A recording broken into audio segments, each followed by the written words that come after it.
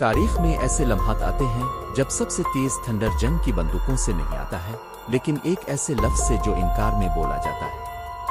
یہ وہ سال تھا جب سرحدی تناؤ نے فوجیوں کو نیند کے سائے میں تبدیل کر دیا تھا۔ پہاڑوں میں کھدی ہوئی ایک ریموٹ ٹریننگ پوسٹ میں ایک بھرتی الگ الگ کھڑی تھی، اقتدار کے لیے نہیں، رینک کے لیے نہیں، بلکہ پرسکون نظم و ضبط کے لیے، جس نے دوسروں کو بے چین کر دیا۔ اس کا نام عارف خان تھا، جو نویں انفنٹری میں ایک نئی بھرتی ہے۔ وہ شان و شوکت اتمغوں کے لیے شامل نہیں ہوا تھا، لیکن حلف برداری کے لیے اس نے حلف اٹھایا تھا، دفاع کرنے کے لیے، بدعنوانی کی تعمیر نہیں کرنا۔ اس کی کمانڈ کرنا کیپٹن رحمان تھا، جو ایک شخص اپنی قیادت سے زیادہ اپنے غصے کے لیے جانا جاتا ہے۔ اس نے خوف کے ساتھ ہی حکمرانی کی۔ اس کا مطلب یہ تھا کہ اس کا مطلب یہ ہے کہ اس کا مطلب اعزاز کو توڑنا ہے۔ اس دن کیپٹن نے اپنے جوانوں کو حکم دیا کہ وہ دشمنوں کے خلاف چھاپے مارے، بلکہ ایک مقامی گاؤں کے خلاف وہ سپلائی کو روکنے کے الزام۔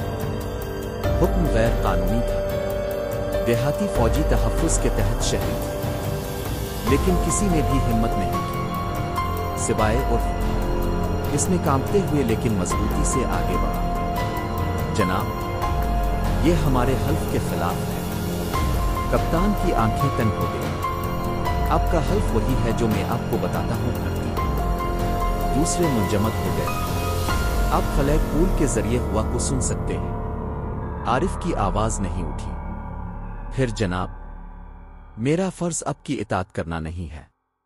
خاموشی، جس کے بعد فائرنگ سے زیادہ سخت پھٹ پڑا۔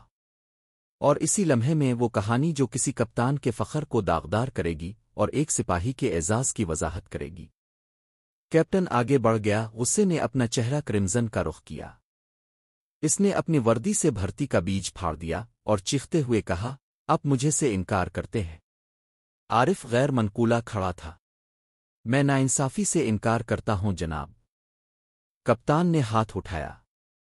دھچکا کبھی نہیں اترا۔ اس سے پہلے کہ کوئی پلک جھپک سکے، عارف نے اپنی کلائی کی درمیانی ہوا کو پکڑا۔ پرام کنٹرول غیر متزلزل۔ خیمہ خاموش ہو گیا۔ رکے ہوئے تھپڑ کی آواز شاٹ کی طرح گونج اٹھی۔ کپتان منجمد ہے کر اس پرسکون تحمل میں طاقت کا ادراک کرتے ہوئے۔ عارف نے پیچھے ہتھیار نہیں کیے۔ اس نے محض افسر کی کلائی کو جاری کیا اور کامل شکل کے ساتھ سلام کرتے ہوئے پیچھے ہٹ گیا۔ انہوں نے کہا، جناب، ڈیوٹی پر واپس آنے کی اجازت۔ انہوں نے کہا، پتھر کی طرح مستحکم آواز۔ کوئی منتقل نہیں ہوا خود ہی سانس لینے سے خوفزدہ دکھائی دیتی تھی۔ اور سالوں میں پہلی بار کیپٹن رحمان، وہ شخص جو دوسروں کو جھکا دیتا ہے، اصول کی طاقت سے پہلے بے بس تھا۔ کپتان خیمے سے باہر نکل گیا، غصے اور ذلت سے اس کے جوتے کے نیچے زمین میں خون بہہ رہا تھا۔ شام تک پوری چوکی میں لفظ پھیل گیا تھا۔ انہوں نے سرگوشی کرتے ہوئے کہا، بھرتی نے کپتان کا ہاتھ روک لیا، یہاں تک کہ اس کی آواز بھی نہیں اٹھائی۔ کچھ نے عارف کو ایک بے وقوف کہا، دوسرے ایک ہیرو، لیکن فوجیوں کی آنکھوں میں کچھ بدل گیا تھا، اس خوف سے جو ایک بار رحمان کے بعد ہوا تھا۔ اس کے آس پاس کی ہوا نے پرسکون فیصلہ سنایا۔ اگلی صبح ہیڈ کوارٹر سے ایک پیغام پہنچا۔ چھاپے منسوخ کر دیے گئے تھے۔ ایک انکوائری لانچ کی گئی تھی۔